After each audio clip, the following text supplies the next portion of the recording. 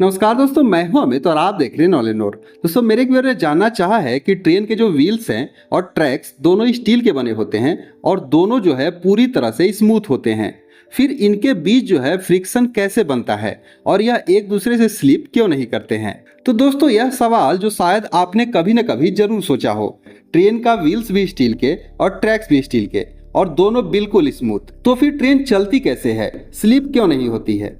अगर कार का tyre smooth हो जाए तो तुरंत फिसल जाता है, लेकिन ट्रेन जो 6000 टन लेकर भी नहीं फिसलती है। आखिर इसका साइंटिफिक रीजन क्या है?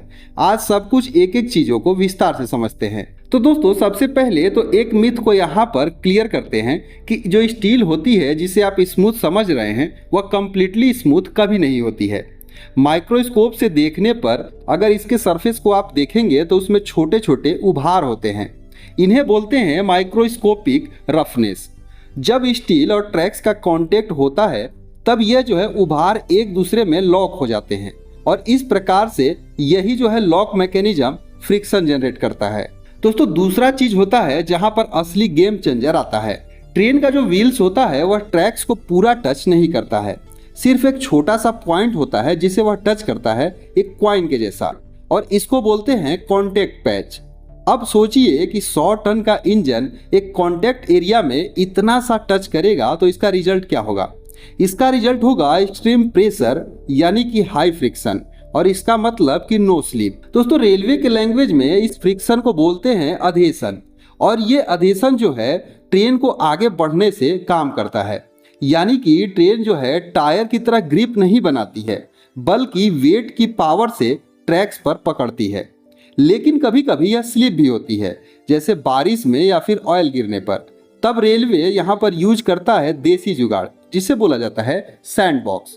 यानी कि बालू की एक पूरी जो है प्रेशर के साथ ट्रैक्स और व्हील्स के बीच में फेंका जाता है, जिससे वो फ्रिक्शन मजबूत होता है। दोस्तों, इसके साथ मॉडर्न ट्रेन में जो है सेंसर लगे होते हैं जो स्लीप को डिटेक्ट करके पावर कंट्रोल कर देते हैं, और इस प्रकार जो है स्लीप होने से ये चीजें बच जाती है। तो अब समझ गए होंगे कि ट्रेन यहाँ पर स्लिप क्यों नहीं करती है।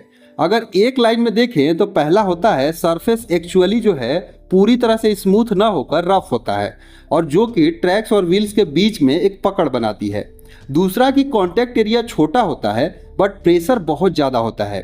तीसरा है कि हैवी वेट जो है फ्रिक्शन को बूस्ट करता है, और चौथा है कि सैंड टेक्नोलॉजी बैकअप देते हैं।